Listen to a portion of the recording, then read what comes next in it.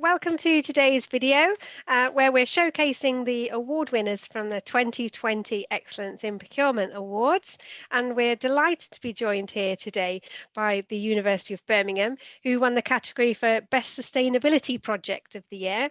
So I'm going to hand over to the team here who've kindly agreed to come and share their story with us, and then I'll pop back at the end and we'll ask some questions. So thank you very much for joining us all. Over to you. Thanks, Emma. I'm Jonathan Jones and I'm Director of Procurement and Insurance for the University of Birmingham, and we are very pleased to have been successful obtaining Sustainability Project of the Year. And we're just going to talk you through our journey this afternoon and what we achieved and what were the key objectives. I suppose sustainability project, like any project, needs to have deliverables, it needs to have outputs, it needs to have performance elements that sit within it. And like all projects, there needs to be deadlines, and individuals need to feel that there is pressure to achieve against those deadlines. So sustainability is no different.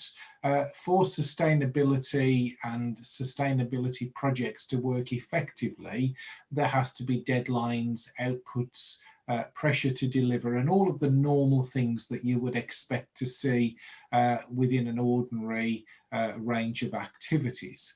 So for us at the University of Birmingham, trying to create a framework and an environment where delivery of sustainable procurement activity is a day-to-day process that needs to deliver effectively. And from our point of view as well, even if a project is not running so well, understanding what isn't running well is just as important as understanding the recognised achievements and the celebrations for the success. And for us, that drives the project forward to deliver effectively. So just going to take you through the university-wide sustainability review. So we'll just pick up on the next slide that gives us the content there. So we're going to pick up on the key objectives and the rationale. We're going to pick up on the achievements, those outputs, those deliverables that were so important, looking at practical projects. And we hope that by sharing with you our practical projects, that will help you and encourage you and give you ideas also to think about your own projects that you may be working on. Where does innovation come from? And innovation can come from lots of different sources, from the supply chain, from the suppliers themselves, and also from within the team, cloning ideas and using them elsewhere, and taking those different elements, the challenges and the future plans also. So this is a very important award for us to achieve from the Chartered Institute of Procurement and Supply, because we are all members of the Institute. It is important for us to get that level of recognition within the specialist expertise that the CIPS provide and support. So I hope you enjoy our presentation, hope you enjoy the key elements that we want to share with you, and it will help you going forwards. Now I'm going to hand over to our next presenter, Pauline, who's going to take us through the next stage of this presentation. Thank you, Jonathan. Hi there, my name's Pauline Harrison-Johnson and I'm Head of Categories for Operations within the University of Birmingham. I'd like to sort of take you through the slide to share with you our experience of taking the university-wide initiative of sustainability into all areas within the university. So if we look at the objectives and the rationale, the university-wide sustainability review, this was taken across the whole of the university. Not only did we want to try and capture, in essence, the buying sustainably, but we wanted to also make sure that these were captured in our best practices across all departments and areas of expenditure. And it was important to grasp the project and to encompass everybody, so we could take this going forward as a whole project as a university. So we wanted to share best practice across the campus. The overall objective of the project was to fully embed sustainability within the university and ensuring best practice across the campus. As part of impact across all influential spend areas, it was a focal point for the procurement aspect that we wanted to make sure that sustainability touched all areas across influential spend within the university. There was a lead on the implementation of the sustainability strategy. This was focused by collating a cross-functional stakeholder group that were able to share ideas and taking the project forward. It also gave the opportunity for the group to make a requirement to recruit a sustainability manager.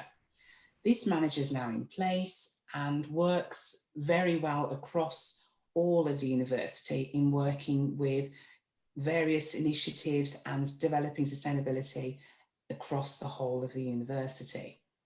So we've embedded sustainability within the procurement processes, and the key objective of that is to work again with procurement and work with stakeholders, and making sure that across the supply chain that we're able to ensure sustainability across all areas.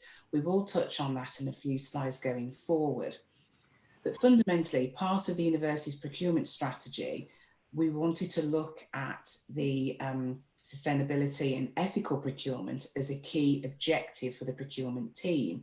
We were able to do that by putting sustainability and procurement at the heart of the procurement activity. And we made sure that we use those objectives when going out to tender, working with suppliers, so looking at creating jobs, skills development, looking for us to work with suppliers to get that feedback when going out to tender. We also wanted to deliver value for money in the actual environmental side of the project, making sure that suppliers were contributing in their communities on sustainability, and also ensuring that reducing the environmental impact on our areas of spend throughout the university.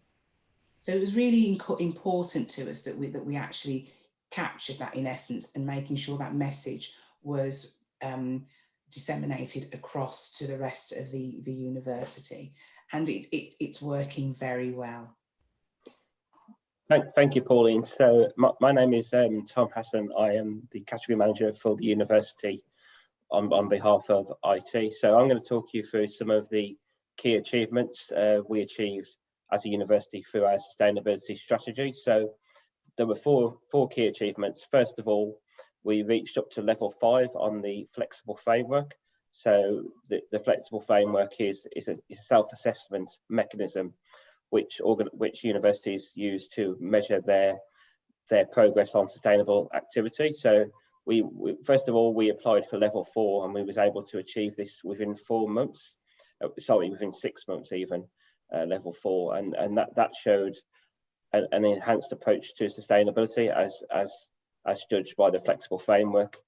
We were then able to move on to level 5 through the evidence we achieved via sustainability, and this involved actually a peer review from other universities and public sector bodies, which acknowledged actually the University of Birmingham had enough evidence to achieve level 5 against the flexible framework. So that's something we're particularly proud of as a university.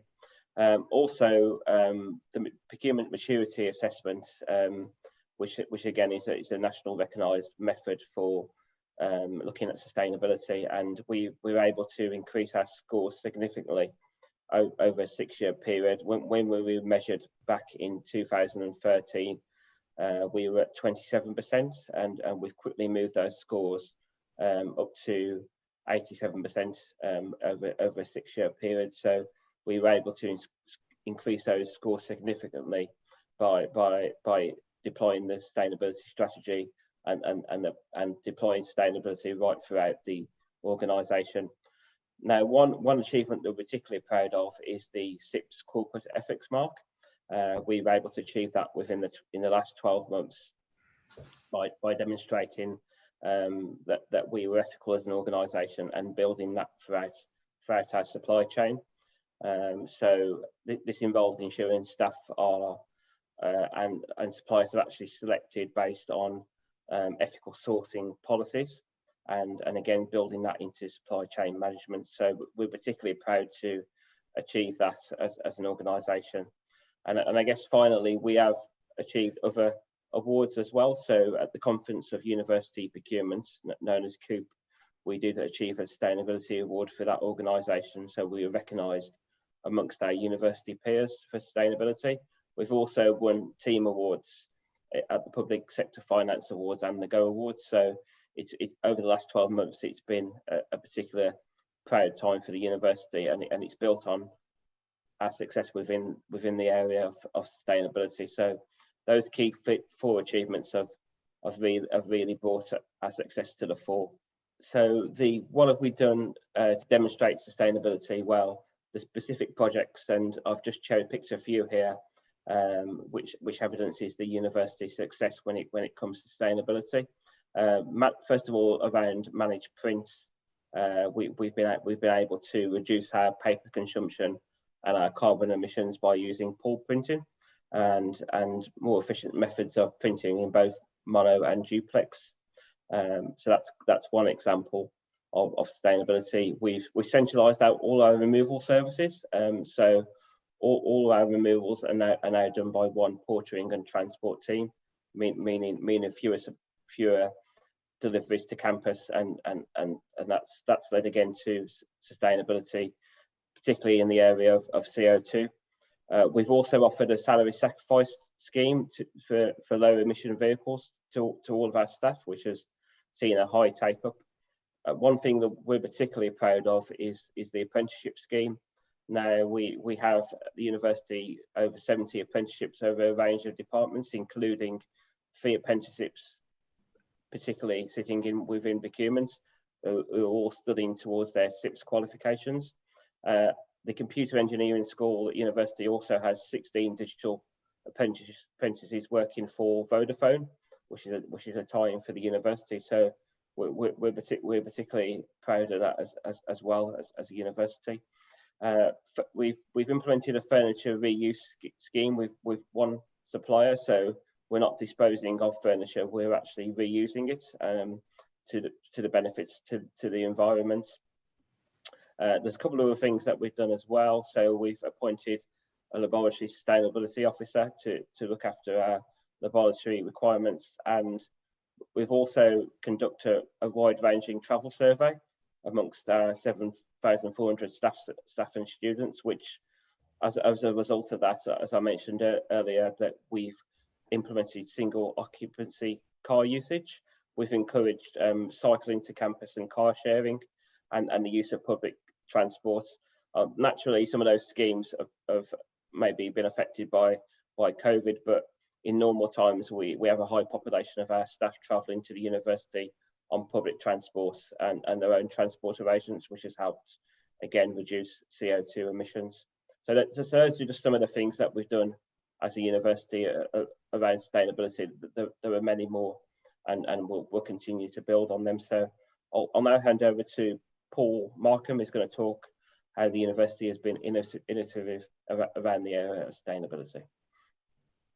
Thank you, Tom. Good afternoon, everybody.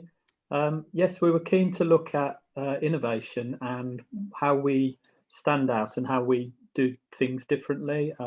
Whilst we look at other institutions and other universities as to how they carry their work out, we also wanted to make sure that whatever we did was fit for purpose for ourselves. So as you can see from the bullet points, ethical procurement is one of the 5 key themes of the university's procurement strategy. This also includes a focus on sustainability impact analysis across a range of procurement categories. And this encourages stakeholders to look at whole life costing as an approach for their requirements. So rather than just considering the cost up front, to actually look at the whole life cost and to consider sustainability as part of their specification. We also collaborated with an expert environmental consultant to support us with our work with our suppliers and through the supply chain, such that now we had over 850 sustainability action plans. This allows suppliers to measure their impact in terms of sustainability, but also allows us a conversation piece when we're having supplier review meetings and making sure that they're proceeding in the same direction that we are. Another one of the innovations, so the category managers within procurement also have environmental targets as well as the cashable and efficiency savings targets. Myself and Thomas, who we've just heard from, are sustainable procurement champions for the university. So we actively support stakeholders on sustainability and also feed into the sustainable task group so that the procurement considerations are considered at a wider university level. Another key innovation was the staff engagement sessions. It was felt sometimes that sustainability work is sometimes a thing that's done to people by a few experts, and we did want to make sure that we gave everybody a chance to contribute, even if sustainability wasn't a part of their day job. So really to open it up to all staff, students, stakeholders to be able to contribute to that, and we were able to get some good feedback which we fed into our sustainable strategy. And finally, on their sustainable travel initiatives, the university is committed to reducing the number of staff, students and visitors that travel to campus. And as a result, we offer a range of incentives to staff and students to make their travel more sustainable. The challenges, I guess, which is quite interesting in terms of making a programme like this work. So our first key challenge really was fully engaging across all departments. We had a lot of pockets of activity delivering successful sustainable outcomes, but perhaps not the same degree of engagement in terms of disseminating that best practice and sharing it across the university. So we found a lot of activity where the department was proud of what they were doing, but nobody really knew about it. And we've developed that and enabled the university to share that information. And the sustainability manager that's now in post works very closely with all of the departments to overcome this. We also had a look at embedding sustainability into the procurement processes. With some respects, there was a non-standardized approach to how this worked with certain suppliers. I think with whole life costing and with the sustainability action plans, and I think we've also asked suppliers to provide evidence and sustainability policies and their end-of-life solutions within their pricing structure. That's just put us in a much better place to be able to report on the success of our suppliers.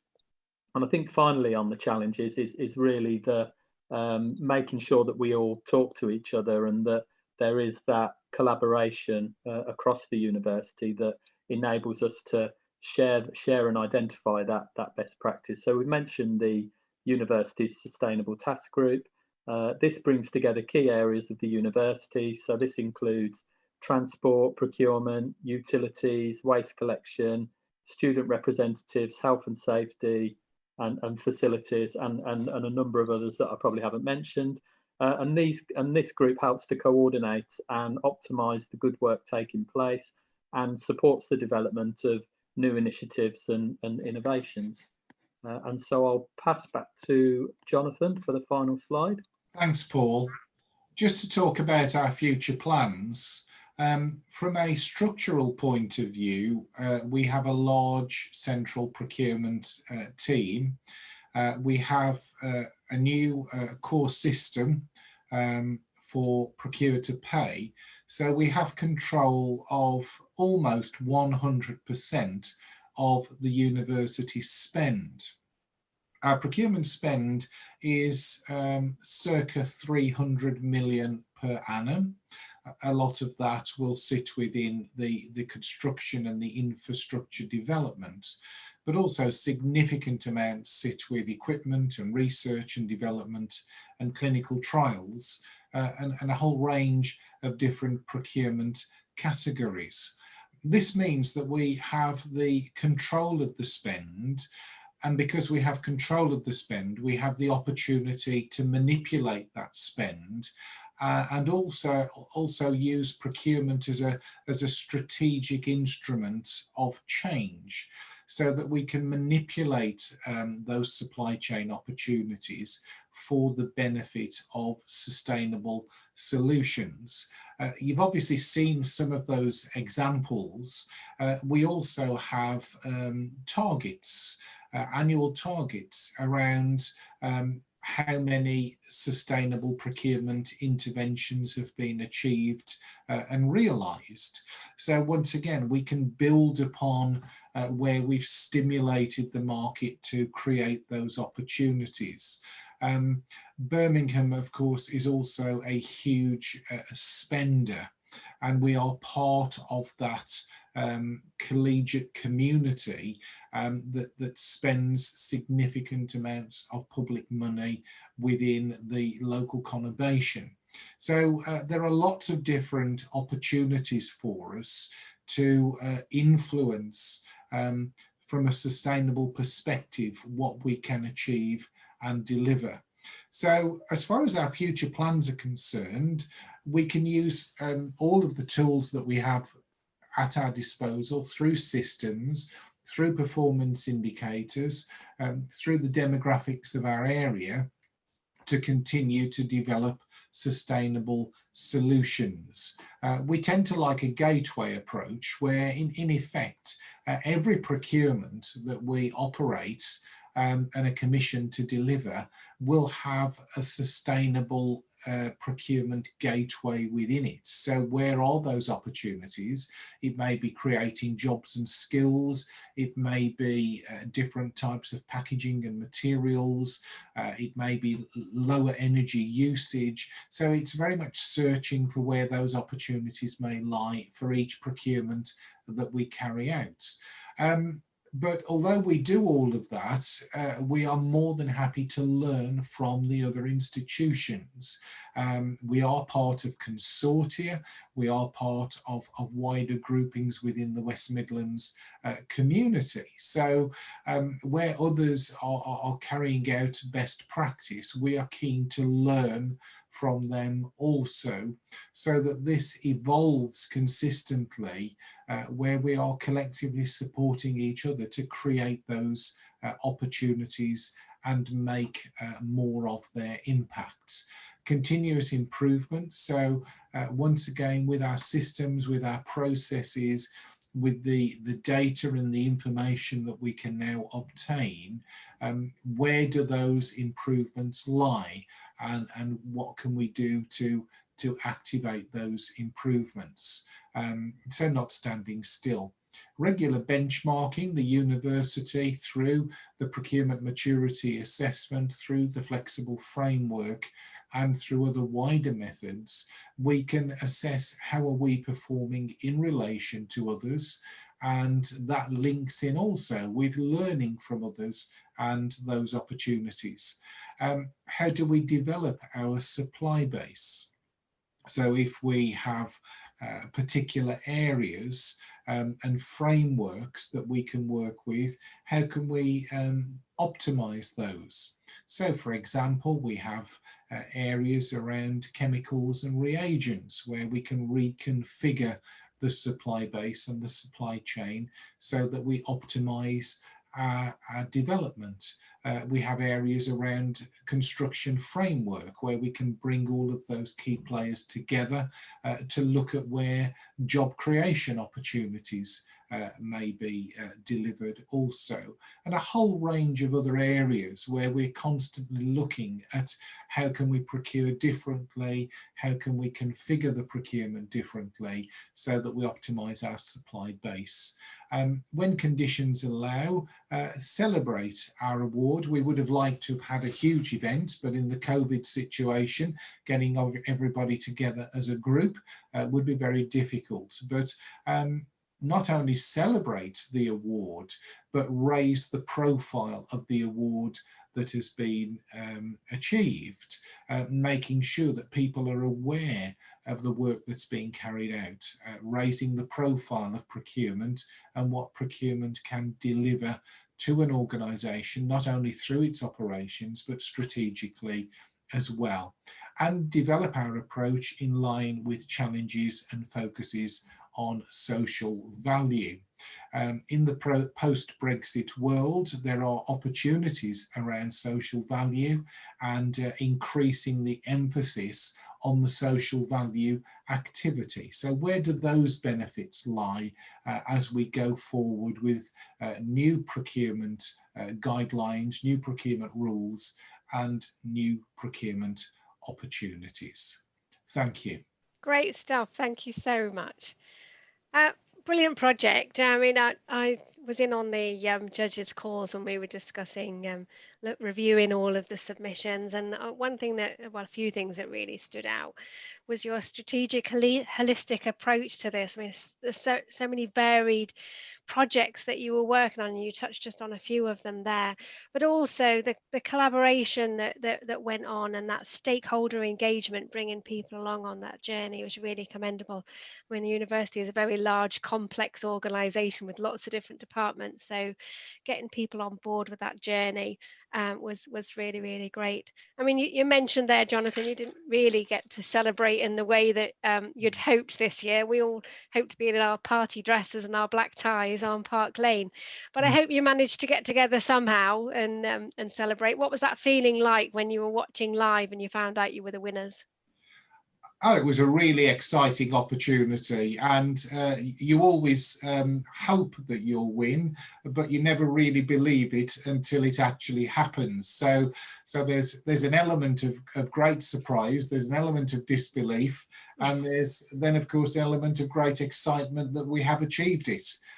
So yes, I mean, it is just wonderful. You probably go through many emotions in a few seconds when your name comes up on the screen. Yeah, I heard from one person who said that they just couldn't hear anything because of their other team on a Zoom call, and that all there was screaming going on. They couldn't really work out what was going on. So it's nice to capture some of that excitement, even albeit remotely. So it sounds like there's lots still to do, lots of projects in the pipeline. So hopefully we'll see another submission from you very soon. What advice would you give for people who are thinking about entering the awards? My advice would be, you need to work through the details, you need to have the metrics, there needs to be analysis there. Words are very important because words will explain the situation, but I think you have to back that up with particular elements that have been delivered and what those outputs look like. So I think your analysis and your metrics is very important to back up what it is you're saying.